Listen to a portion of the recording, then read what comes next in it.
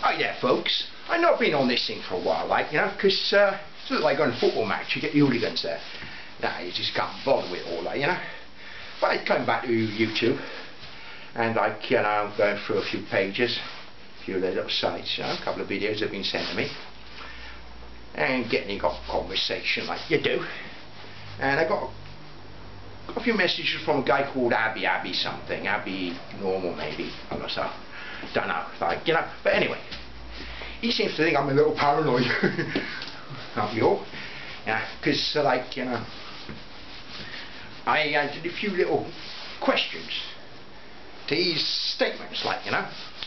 Now first of all, I just want to point out that I am not anti-Semitic at all, not anti-Semitic at all, you know. I might be a lot of things, but I'm not anti-Semitic. I personally think that all of the Semitic people should have equal rights, an equal share of everything, all of the Semitic people. Yeah, so I'm not anti-Semitic. Yeah, that includes the Palestinians, they're Semitic. The non-Semitics, I don't see why I should be against them either, but, you know, on the subject of that particular part of the world, I'm not anti-Semitic. Just like, you know, I made a mistake of studying a bit of history. And when I see people write, Britain gave Israel to the Israelis, I say, excuse me sir, 1 second, excuse me, but what do you mean? Because maybe I'm a little slow and all. You know, can you expand on that? And they go, you stupid. Well, what do you mean am I stupid? I said, yeah, now can you expand on that? And they said, no. The British gave Israel to the Israelis. Simple fact. Don't argue with it. Don't ask questions. Well, I'm thinking, God, yeah, it's like my old school teachers. The ones that told me about the duck and the turkey in the First World War, like, you know. So, maybe I'm wrong and all that lot, but you know, I said, well, wasn't there something about some letter from some Balfour chap, some Lord Balfour chap? Where's that fit into the picture? You know, didn't get called paranoid, yeah, a bit later on, you know, they brushed that under the carpet. But, surely, it's an important point. I mean, if you're going to make a statement, you know, give the details. Why do the Israelis have this idea that the British gave Israel to them when they didn't? Now, simple as that. The British are said to have promised Israel to the Israelis back in 1916, I do believe. Well, actually, one guy called Lord Balfour, I've probably talked about this before. Yeah. And then Winston Churchill said, screw you, you're not having it. And then it all gets rather complicated. But I'm drifting off the point. The point is this Abbi guy, Abbi, I'll put his name down here somewhere, ABbienetvision something or other. Seems to think that anybody who disagrees with him must be paranoid, must be brain dead or brainwashed, like, you know.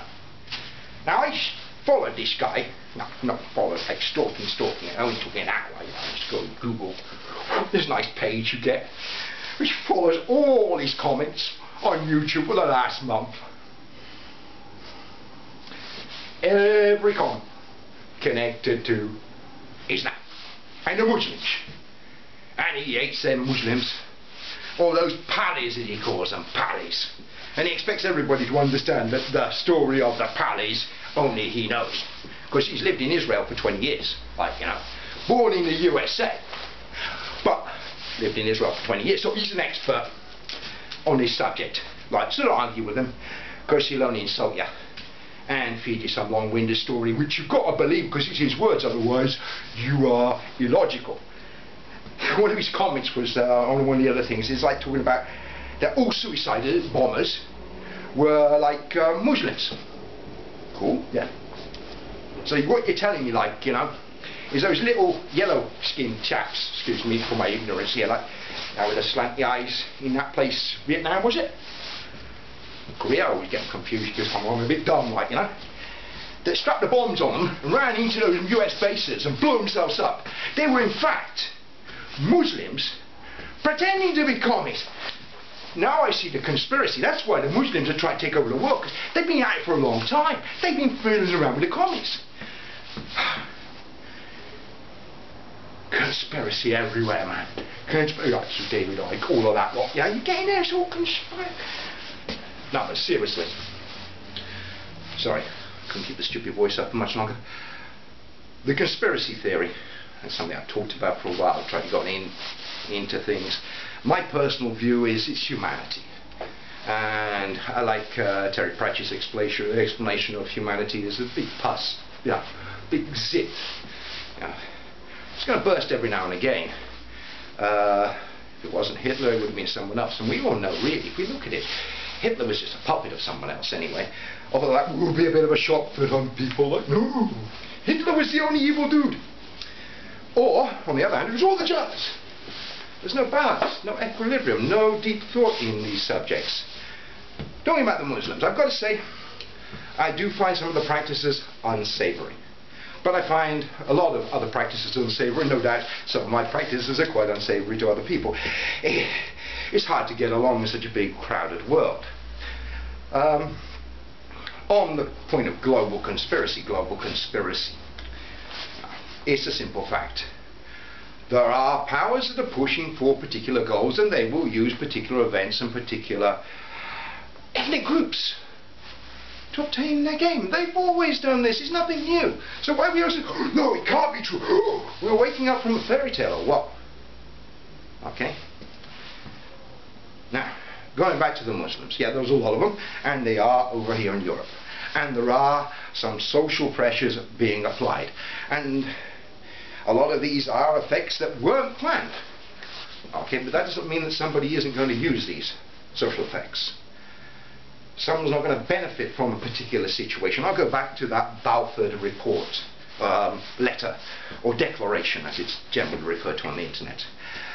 Just a short letter that just basically says, you know, we agree to give the Zionist movement the little area of Palestine once we won the war in 1916, when the British were losing the war in 1916. Look it up. Okay, the French army was mutinying. The Russians, beginning of 1917, they were out of the war. And then they had their little October Revolution.